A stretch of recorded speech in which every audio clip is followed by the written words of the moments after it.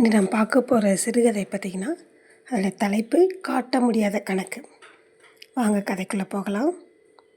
தபால்காரர் கொடுத்துவிட்டு போன 50 ரூபாய் பணத்தையும் மணி ஆர்டர் கூப்பனின் கீழ்ப்பகுதியையும் கையில் வைத்து கொண்டு கண்களில் நீர் பெருக நின்று கொண்டிருந்தாள் ராஜம்மா. கிணற்றடியிலிருந்து பூணூலை சரியாக மாற்றிக்கொண்டே ஹாலுக்கு வந்தார் வேங்கடராமன், ஓய்வு பெற்ற தலைமை ஆசிரியர். பிரம்மை பிடித்தபடி கண்களில் நீர் பெருக நின்று கொண்டிருக்கும் மனைவியை பார்த்தார். அவள் கையில் இருந்த பணமும் மணியார்டர் கூப்பனும் அவர் கண்களில் பட்டன. ஓ, மாதாந்திர கப்பம் மகனிடமிருந்து வந்து விட்டதோ என்று தம் மனசுக்குள்ளேயே சொல்லி கொண்டார். ஏய் ராஜம், என்ன அப்படியே நின்றுட்டு? உள்ளே போய் ஒரு டம்ளர் மோர் கொண்டு வாப்போ. கணவனின் குரல் கேட்டு சுயநினைவுக்கு வந்தவளாக பணத்தையும் கூப்பனையும் ஊஞ்சலில் வைத்துவிட்டு கண்களை துடைத்து கொண்டு உள்ளே சென்றாள் ராஜம்மா. வேங்கடராமன் அந்த கூப்பனை எடுத்தார், படித்தார், சிரித்து கொண்டார். பையன் சொன்ன பேச்சு இந்த விஷயத்திலாவது காப்பாற்றுறானே. மனைவி கொடுத்த டம்ளரை பெற்றுக்கொண்டு அவளுடைய முகத்தில் இருக்கும் உணர்ச்சிகளை படிக்க முயன்றார். ராஜம். அவள் புடவை தலைப்பால் தன் வாயை பொத்தி கொண்டாள். அசடே, நீதான் இப்படி உன் புத்திர சிகாமணிக்காக வருத்தப்படுற. ஆனால் அவனும் கொஞ்சமும் வருத்தப்படுறதா தெரியலை. பாரேன், மணியார்டர் கூப்பனில் கூட அன்புள்ள அம்மாக்குன்னு ஒரு வரி எழுத தோணலை. வழக்கம் போல் ஒரே வரி, தவணை எண் 25, 50 ரூபாய். அதாண்டி, சும்மா சொல்லலை, பெத்த மன பித்து பிள்ளை மன கல்லுன்னு. ராஜம்மாவால் கண்ணீரை அடக்க முடியவில்லை. பூஜை அறைக்குள் சென்று விட்டார். மேஜையின் மேலிருந்த சிவப்பு நிற நோட்டு புத்தகத்தை எடுத்தார் வேங்கடராமன். மூக்கு கரடியை சரி செய்து கொண்டு நிதானமாக அவர் பக்கங்களை புரட்டும் போதே பழைய சம்பவங்களும் அவர் மனதில் புரண்டன. நேர்மைக்கும் சத்தியத்துக்கும் முழு உருவமாக காட்சியளித்த காந்தியின் பெயரால் நடைபெற்ற அந்த உயர்நிலைப் பள்ளியில் ஆசிரியர் பதவியில் 10 ஆண்டுகளும் தலைமை ஆசிரியர் பதவியில் 5 ஆண்டுகளும் உழைத்து பல ஆசிரியர்களுக்கு முன்னோடியாக திகழ்ந்தவர் வேங்கடராமன். அவருடைய ஒரே பிள்ளை பாஸ்கரன். பள்ளி படிப்பு முடியும் வரை ஒழுங்காக தான் இருந்தான். ஒரே பிள்ளை என்ற காரணத்தால் அவன் தாயார் கொடுத்த செல்லம் அவனை வழிமாற வைத்து விட்டது. தன் கணவனுக்கு தெரியாமல் மகனுக்கு பணம் கொடுத்ததன் விளைவு, இரவு வெகு நேரம் கழித்து திரும்பும் மகனை கணவன் கண் பார்வையிலிருந்து மறைத்து சமையலறையில் சாப்பாடு போட்ட பாசத்தின் எதிரொலி, கல்லூரிக்கு கட்ட வேண்டிய பணத்தை ஃப்ரெண்ட்ஸ்களுடன் சேர்ந்து குடித்துவிட்டு வந்த பிள்ளையை அடித்து திருத்தாமல் அள்ளி எடுத்து படுக்கையில் விட்ட தாய் உள்ளம் கதற கதற நடந்த அந்த நிகழ்ச்சி வேங்கடராமனுக்கு இன்னும் நினைவிருக்கிறது. வேங்கடராமனிடம் ஒரு முறை மகனின் போக்கு காரணம் மனைவியின் பலவீனம்தான் என்று அவருக்கு தெரியும். இருந்தாலும் அவர் மகன் குடித்துவிட்டு வந்த மறுநாள் காலை மகனிடம் ஒன்றும் கேட்காமல் மகன் எதிரிலே மனைவியை அதட்டி கூப்பிட்டார். ஏய் ராஜம், இங்கே வந்து தொலை. ராஜத்தின் உள்மனம் எச்சரித்தது. மகன் பாஸ்கரனும் அலட்சியமாக நாற்காலியில் உட்கார்ந்திருந்தான். வேங்கடராமன் கையிலே ஒரு கைத்தடி இருந்தது. தலைமை ஆசிரியர் அல்லவா? ராஜம் வந்தாள். மகன் நாற்காலியில் காலாட்டி கொண்டிருந்தான். அவர் கையில் கைத்தடி சுழன்றது. நீ கொடுத்த செல்லந்தாண்டி உன் பிள்ளை இப்படி ஆயிட்டான். அடிக்கிற சமயத்தில் அடித்து அணைக்கிற சமயத்தில் அணைச்சாதான் பிள்ளை உருப்படியாக வளரும்.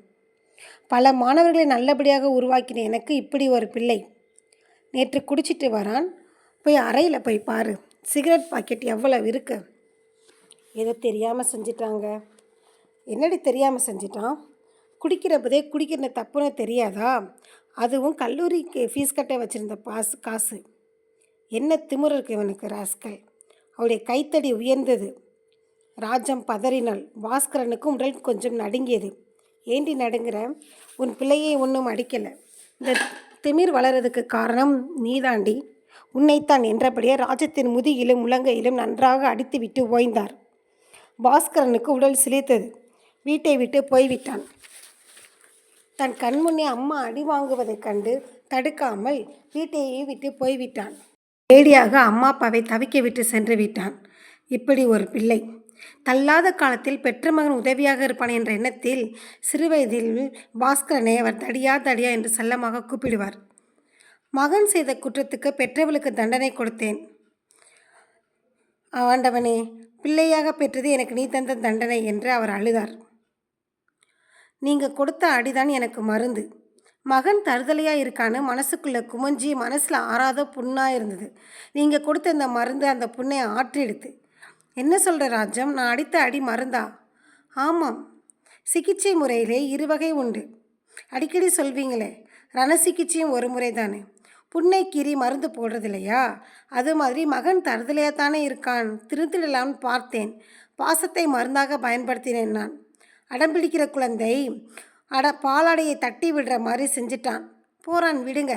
அவள் கணவனுக்கு ஒத்தடம் கொடுக்க ஆரம்பித்து விட்டாள். அப்படி அவ்வளவு சீக்கிரம் அவனை விட்டுவிட போகிறதில்லையே, பார்த்து கொண்டே இரு. போன மகன் திரும்பவே இல்லை. 3 மாதங்களுக்கு பிறகு பம்பாயிலிருந்து ஒரு கடிதம் வந்தது. அம்மாவுக்கு, நான் பம்பாயில் வசிக்கிறேன். ஏதோ கல்லூரியில் படித்த படிப்பு கொஞ்சம் உதவியாக இருக்கிறது. நண்பர்களின் உதவியால் நல்ல வேலை கிடைத்திருக்கிறது. இப்படிக்கு பாஸ்கரன். ரத்தின சுருக்கமாக வந்த கடிதத்தில் தன் மகனையே பார்ப்பது போல பார்த்து கொண்டிருந்தாள் ராஜம். கடிதத்தை படித்த வெங்கடராமனுக்கு பற்றி கொண்டு ஆத்திரமாக வந்தது. கடிதத்தில் இருந்த முகவரிக்கு ஒரு கடிதம் எழுதினார். அவர் எழுதிய கடிதத்தை ராஜம்மாவிடம் காட்டினாள். என்ன இப்படி எழுதியிருக்கீங்க? என்ன தப்பாக எழுதிவிட்டேன்? வீட்டை விட்டு ஓடிப்போன பிள்ளைக்கு இப்போ உதவியாக இருக்கிறது கல்லூரி படிப்பு தானே. படவா ராஸ்கல். அவன் பிறந்த நாளிலிருந்து கடைசி அவன் கல்லூரிக்கு கட்ட கொடுத்த பணம் வரை அவன் திருப்பி தரட்டும். அதுவும் தவணை முறையில் தானே கேட்டிருக்கேன். பதில் வரட்டும், நீ பேசாமல் இரு. ராஜா மௌனமானாள். பம்பாயிலிருந்து எதிர்பார்த்ததற்கு சீக்கிரமாகவே பதில் கடிதம் வந்தது. அப்பாவுக்கு, உங்கள் கடிதம் நீங்கள் எழுதியுள்ளபடியே ரூபாய் 2500 50 தவணையில் செலுத்தி விடுகிறேன். சௌகரியப்பட்டால் அதிகமாகவே அனுப்புகிறேன். அம்மாவின் பெயருக்கு. இப்படிக்கு பாஸ்கரன்.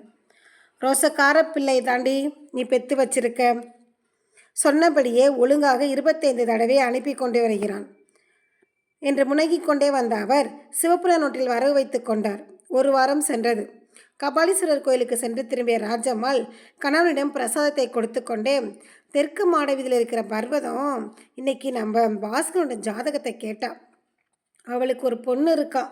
பேருக்கு தகுந்த மாதிரியே லட்சுமியாட்ட இருப்பாளாம். நம்ம ஜாதக நோட்டை தரீங்களா? பாஸ்கரனோடத அவகிட்ட கொடுக்கலாம். வேங்கடராமன் எதுவும் பேசவில்லை. எழுந்து போய் ஒரு கடிதத்தை கொண்டாந்து காமித்தார். இந்த கடிதம் 2 நாட்களுக்கு முன்பு வந்தது. ராஜம்மா அவளுக்கு தெரியாது. ராஜம்மா அதை படிக்க படிக்க மயக்க நிலைக்கே சென்று விட்டாள். என்ன, உன் பையனோட குழந்தைக்கு ஆண்டு நிறைவுன்னு கடிதம் போட்டிருக்கானே, என்னத்தை கேட்க சொல்கிற? இந்த அதிர்ச்சியை தாங்க முடியவில்லை தான். இருந்தாலும் வேறு என்ன பண்ணுறது? அவனே நம்மளை விட்டு போயிட்டான். அவன் இஷ்டத்துக்கு கல்யாணமும் கட்டிக்கிட்டான். விடு விடு, அவன் நம்ம பிள்ளை எதுவும் கிடையாது. ராஜம் ஒன்று பேசவில்லை. 1 வாரம் கழிந்தது. மேலும் ஒரு கடிதம் வந்தது. ஆரம்பமே பூகம்பம். அன்புள்ள அம்மாவுக்கு. ராஜத்துக்கு கண்களை நம்ப முடியவில்லை. பாஸ்கரன் கையெழுத்து தான். அன்புள்ள, அடடே, இந்த வார்த்தை இத்தனை நாளாக இவனுக்கு தெரியாமல இருந்தது. கடிதத்தை படித்தாள். அன்புள்ள அம்மாவுக்கு நமஸ்காரம். அப்பா நலமாக இருக்கிறாரா? 2 மாதங்களாக எனக்கு ஒரே செலவு. அதனால் பணம் அனுப்ப முடியவில்லை. சென்னைக்கு மாற்றலாகி வர வாய்ப்பு இருக்கிறது. வரலாமா? அப்பாவிடம் அனுமதி கிடைக்குமா? மனைவி கோகிலா சொன்னதன் பேரில்தான் எனக்கு இப்போது தெளிவாகிறது. உன்னையும் அப்பாவையும் நேரில் பார்த்து மன்னிப்பு கேட்பதாக சொல்லி கொண்டிருக்கிறாள். குழந்தை நன்றாக விளையாடுகிறது. இப்படிக்கு அன்புள்ள பாஸ்கரன். ராஜத்துக்கு தொண்டை அடைத்தது. கண்களில் தாரை தாரையாக நீர் பெரியது.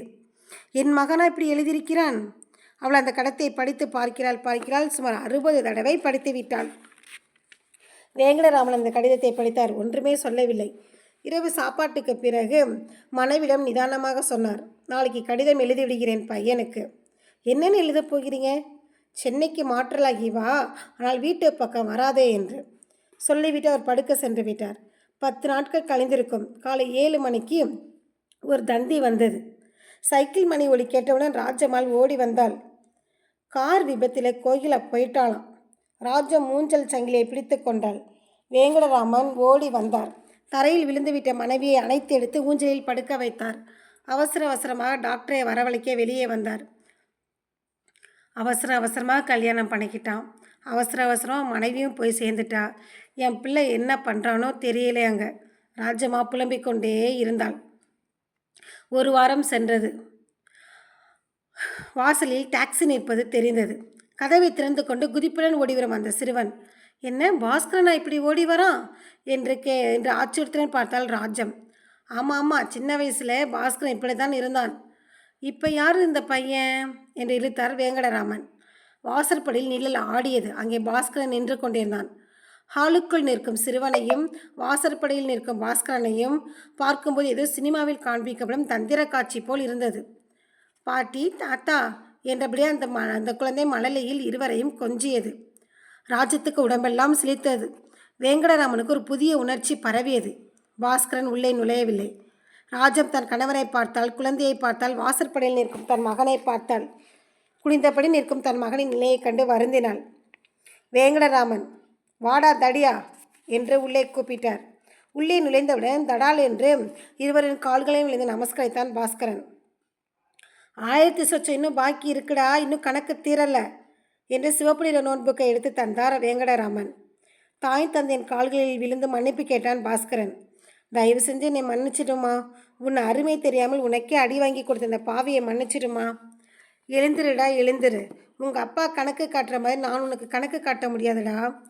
படிப்பு செலவழித்த பணத்தை உங்கள் அப்பா கணக்கு காட்டுறானா உன்னை விளக்குறதுக்கு நான் பட்ட அவஸ்தை. நைட்டு முழுவதும் தூங்காமல் உன்னையே தூக்கி வளர்த்ததுக்கெல்லாம் நான் கணக்கு காட்ட முடியுமா? அம்மா, என்னை மன்னிச்சிருமா, நான் பண்ணது பெரிய தப்பு தான். கோகிலா இறந்ததுக்கப்புறம் இந்த குழந்தைய வச்சு வளர்க்க நான் பட்ட பாடு இருக்கேன். அப்போ தான் உங்களோட எனக்கு அருமை புரிஞ்சது. ஒரு குழந்தைய வளர்க்குறது எவ்வளோ கஷ்டம்னு புரிஞ்சுக்கிட்டேம்மா. என்னை மன்னிச்சிருமா, நான் பண்ணது பெரிய தப்புமா என்று குலுங்கி குலுங்கி அழுதான் பாஸ்கரன். பாஸ்கர், இந்தா பாஸ் புத்தகம். நீ அனுப்பி வைத்த ரூபாய் எல்லாம் என் பேரிலே போட்டு வைச்சிருக்கிறேன் என்றார் வேங்கடராமன். ஆச்சரியத்துடன் கணவனை பார்த்தால் ராஜம். ஆமாம் ராஜம், ஒருவேளை நான் செத்து போயிட்டா எனக்கு காரியம் பண்ண அவனுக்கு பணம் வேணாமா? அதுக்கு தான் நான் அப்படி செஞ்சேன். அவன் சம்பாதிச்ச பணத்திலேயே காரியம் நடந்தால் அவனுக்கும் பெருமை தானே, எனக்கும் நிம்மதியில்லையா என்றார் வேங்கடராமன். இந்த வார்த்தைகளை கேட்டு பாஸ்கரன் கல்லாகி நின்றான். என்றுமே தாய் தந்தையின் கணக்கு தீர்க்க முடியாத கணக்கு தான். அனைவருக்கும் நன்றி. சேனல் சப்ஸ்கிரைப் பண்ணுங்கள். இன்னொரு நல்ல கதையில் பார்க்கலாம்.